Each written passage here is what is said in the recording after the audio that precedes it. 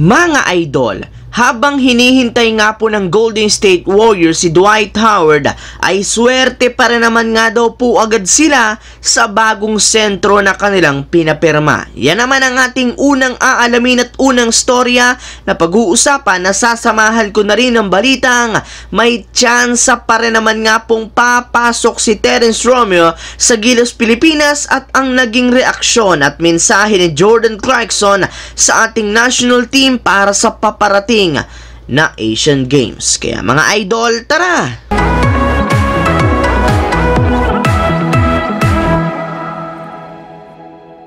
Ang videong ito mga idol ay hatid sa inyo ng Aurora Game, isang play-to-earn mobile app na kung saan pwede kang kumita habang nag-e-enjoy ka. Maraming mga games dito mga idol gaya ng Color Game na alam kong siguradong mananalo kayo. Dragon versus Tiger na simple lang pipili ka lang kung Dragon ba o Tiger ang mananalo. Meron ding Toss a Coin na alam kong alam nyo na at marami pang iba. Sobrang dali lang mag-register, gamit lang ang iyong mobile number, hintayin ang verification code at gumawa ng password. Madali lang din mag-cash in at pag panalo, cash out agad gamit ang iyong GCash account. Kaya ano pang hinihintay nyo mga idol?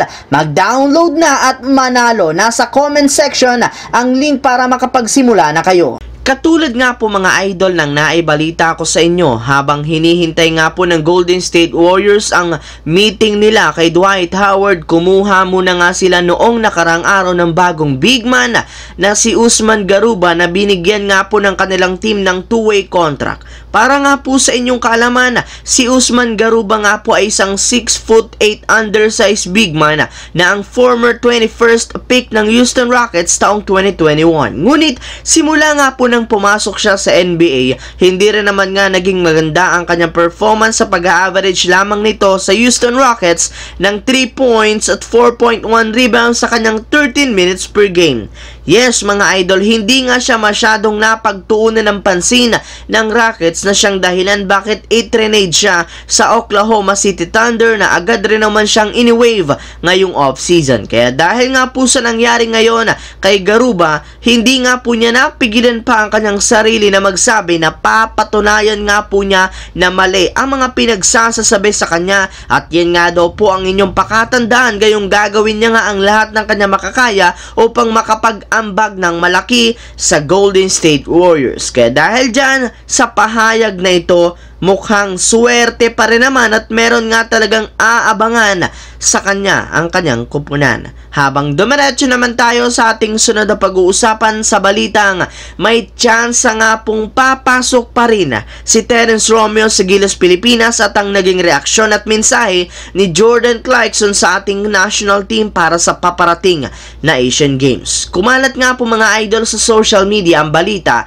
na hindi nga daw po makakasama pa sina Terence Romeo, Calvin Abueva, Jason Perkins at si Mo Tautua sa Final 12 ng Gilas, kaya kumuha nga po ang SBP ng bagong players na papalit sa kanila. Pero lilinawin ko lamang mga idol, ayon nga po sa ibinulgar mismo ni Al Francis Chua, hindi pa rin naman nga pinal o opisyal ang pagkakatanggal nilang apat sa kanilang lineup, lalong-lalo na sina Terence Romeo at Mo Tautua, gayong hihintayin pa rin naman nila sa susunod na 24 hanggang sa 48 oras ang magiging desisyon ng Asian Games Committee patungkol sa magiging kalagayan ng kanilang dalawang manlalaro. Kaya as of now, may pag-asa para naman sila kahit papano na makapaglaro. Maging si Abueva at si Romeo nga po ay umaasa pa rin naman na papayagan sila na makasama sa Gilas Pilipinas. And speaking of Gilas Pilipinas mga idol, kahit man nga hindi nakasama si Jordan Clarkson ngayon sa kanilang lineup para sa Asian Games, patuloy para naman nga ang suportang binibigay nito sa ating national team. Sa katunayan good luck nga ito sa lahat ng mga manlalaro ng Gilas Pilipinas na sasabak sa darating na Asian Games sa China. Alam nga po nito na kayang-kaya nilang manalo dito ng Gilas gamit ang kanilang bagong lineup.